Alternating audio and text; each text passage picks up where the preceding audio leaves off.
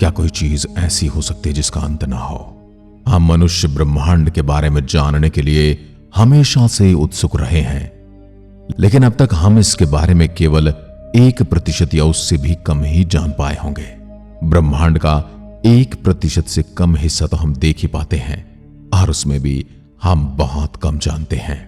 इससे हम ये तो जान गए कि ब्रह्मांड बहुत बड़ा है, लेकिन कितना और कहां तक ये फैला हुआ है इसका पता अब तक नहीं चल पाया। लेकिन क्या आप ये जानते हैं कि ब्रह्मांड हमेशा से इतना विशाल नहीं था, ये इतना फैला हुआ नहीं था। ये सब तो आज से 14 अरब साल पहले बिग बैंग के साथ शुरू हुआ था, और तब से अब तक ये कभी न खत्म होने वाले एक गुब्बारे की तरह फूलता जा रहा है, यानी कि फैलता जा रहा है।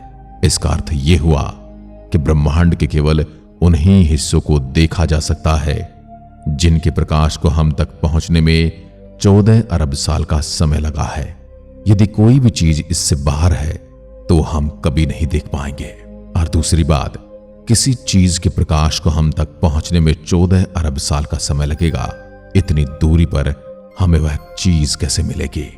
और क्या हम सच में उस चीज से 14 अरब प्रकाश वर्ष की दूरी पर होंगे?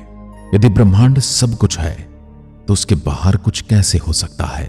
और क्या ब्रह्मांड का कोई किनारा भी हो सकता है? यह सवाल भी हमें उन हैरान करने वाले सवालों के साथ अकेला छोड़ देता है। लेकिन यह ज्ञात में एक निरंतर यात्रा है जो हमारे नॉलेज और हमारे इमेजिनेशन की बाउंड्रीज को आगे बढ़ाती है। जितनी हम कल्पनाएं करते जाते हैं उतनी ही हम अपनी कल्पनाओं में उलझते चले जाते हैं। किसे पता है कि किसी दिन ब्रह्मांड के असली रहस्य को हम जान लेंगे। हम केवल अभी ब्रह्मांड के एक छोटे से हिस्से को ही देख सकते हैं जिसे हमने अब तक ऑब्जर्व किया है, क्योंकि प्रकाश को ट्रेवल करने में समय लगता है। लेकिन क्या होगा अगर ब्रह्मांड का अंत ही नहीं होगा? और क्या होगा यदि ब्रह्मांड का अंत मिल भी जाता है? क्या एक ब्रह्मांड के बाद दूसरा ब्रह्मांड होता है, या फिर एक ही ब्रह्मांड है? जिस प्रकार हमारा सूर्यमंडल है, उसके बाहर भी और बहुत सारे ऐसे तारामंडल हैं जो अपने अपने सूर्य के चारों ओर चक्कर लगाते हैं। क्या जिस प्रकार हमारी गैलेक्सी के जैसी और भी बहुत सारी गैलेक्सीज हैं, वैसे ही हमारे ब्रह्मांड के जैसा भी कोई ब्रह्मांड होगा? और यदि होगा तो क्या वह इससे विशाल होगा या इससे छोटा होगा? या वह हमारे ब्रह्मांड के अंदर ही होगा या हमारा ब्रह्मांड उसके अंदर होगा?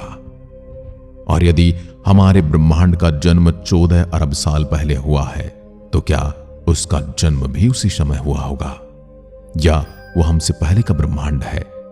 यह बिग बैंग थ्योरी एक ऐसी थ्योरी है जो हर एक नए ब्रह्मांड के साथ जन्म लेती है और फिर एक बार फिर से बिग बैंग होता है। यह ठीक एक चींटी और एक संतरे जैसा होगा। एक चींटी संतरे का पूरा चक्कर लगाकर वापस उसी जगह पर पहुंच जाती है जहां से वो चली थी। यदि आप समुद्र से यात्रा करेंगे तो आप पृथ्वी के उसी हिस्से पर वापस लौट जाएंगे जहां से आपने अपनी यात्रा शुरू की थी। आप किसी स्टेडियम के बाहर जब चक्कर लगाते हैं तो जहां से आपकी यात्रा शुरू होती है वहीं पर आकर खत्म भी हो जाती है। और इस प्रकार हम कितने भी चक्कर लगाते रहें, उस चीज का अंत नहीं आता है। क्योंकि यदि हम किसी फल की शेप को देखें, संतरे के छिलके को देखें, तो उसका कोई अंत स्पष्ट है ही नहीं, उसकी कोई बाउंड्री ही नहीं है। हां, हम उससे बाहर से देखकर जरूर कह सकते हैं कि पूरे संतरे की बाउंड्री यहां तक है। लेकिन यदि हम चींटी के समान छोटे हैं तो हम कभी उसका किनारा नहीं ढूंढ पाएंगे। ब्रह्मांड भी कुछ ऐसा ही हो सकता है, एक ऐसा स्थान जो अपने आप में वापस मुड़ जाता है, जिसे समझ ले कि हमारा दिमाग स्ट्रगल करता है। इस सिनारियो में कोई बॉर्डर नहीं होगा।